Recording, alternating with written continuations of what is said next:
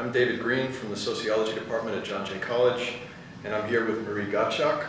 In your opinion, what is the best way to frame mass incarceration reform, or penal reform generally? The way to think about it is what's missing from the debate now. And what's missing is a wider vision of where we want to go.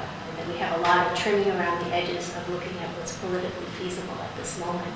But we don't have any grand vision of where we should be. And I think we need to put back onto the table that we should be reducing our incarceration rates back to what they were historically, and what is comparable to other developed countries, which is about 100 per 100,000 compared to 700 per 100,000 what we have today.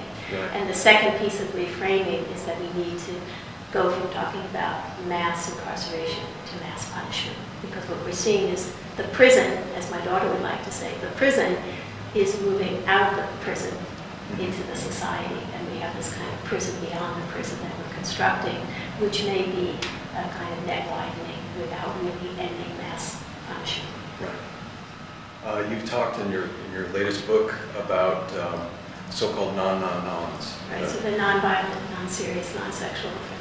Right, so how do we move the debate beyond reforming the laws and the policies that address those offenders or those This offenses? is one thing we don't want to talk about. We don't want to talk about people who've committed very serious crimes. And we've lost the distinction between someone who committed a violent offense and someone who is still a violent offender. And we tell a story that we've always been frontier justice, eye for an eye, very punitive society. But in fact, 30 years ago, you committed a homicide, you kept your head low, you didn't get in trouble with the warden, didn't cause trouble in prison, you'd be out in 12 or 14 years. And even in a very retributive, hardline state like Louisiana, they had a 10-10-10 law, 10-10 law, 10 years, 10 months, you could be out. And we have forgotten that we have that in our past.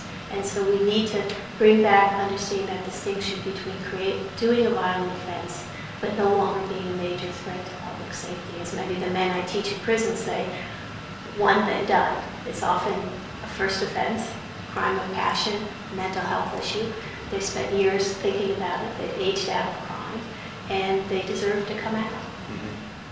Yeah, I've heard Haley Barbour make the case that you wouldn't want to live in a country without redemption, where someone didn't have second chances. And we forget that we have that history, and you talk about it in your work, that very strong idea of forgiveness and of mercy. And people say to me, well, it's not politically feasible, we can't do this in this moment. And I think about the governors in the Jim Crow era who were in the Deep South, who went down into the prisons and gave executive clemency to hundreds of black prisoners because the legislature wouldn't enact laws against ban convict leasing. And those were bold experiments or expressions of political courage, and that's what we're lacking right now. And so we get President Obama giving executive clemency to 20 people, and we get all excited about that, where I'm going to live a long time, but even at 20 people a year, we're not going to get all the people out by the time I die. Right. I was at the bipartisan summit last week, and one of the most striking things, I think for probably everybody there, was to see Governor Nathan Deal from Georgia actually break down in tears, talking about the power of experiencing a drug court graduation. And the place was silent. It was really stirring, and especially coming from such a conservative state and a Republican governor. Well, I think that one of the problems you say about what solutions is that prisons are becoming much less transparent institutions. And they're all around us, but many of us don't see them. It's harder for journalists to get inside. It's harder to do research inside. Legislators don't go inside. The public doesn't go inside. It's harder for me to take my students inside.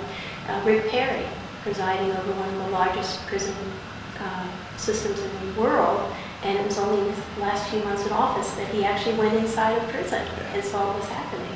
It's remarkable. My understanding is it's Sam Brownback in Kansas. I've heard that he spends I think it's Christmas Eve or something. He spends a night in prison once a year to try to keep in touch with what's actually going on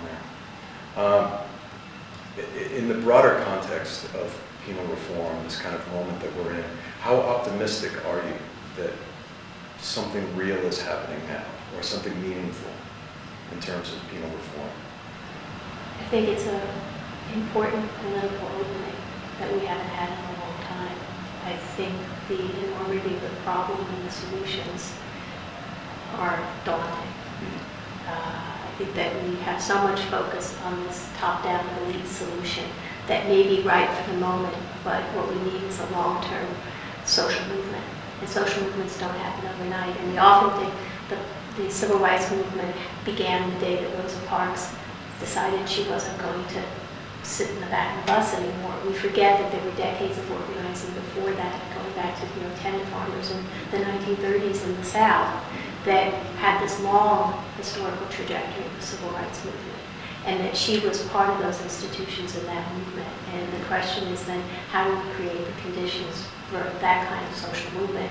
And I think hitching it to the right of crime now is playing to the political moment, but it's not like Michelle Alexander talks about, this kind of more visionary, long-term movement that we need. Thank you very much. That was great. Thank you. Thanks for having me.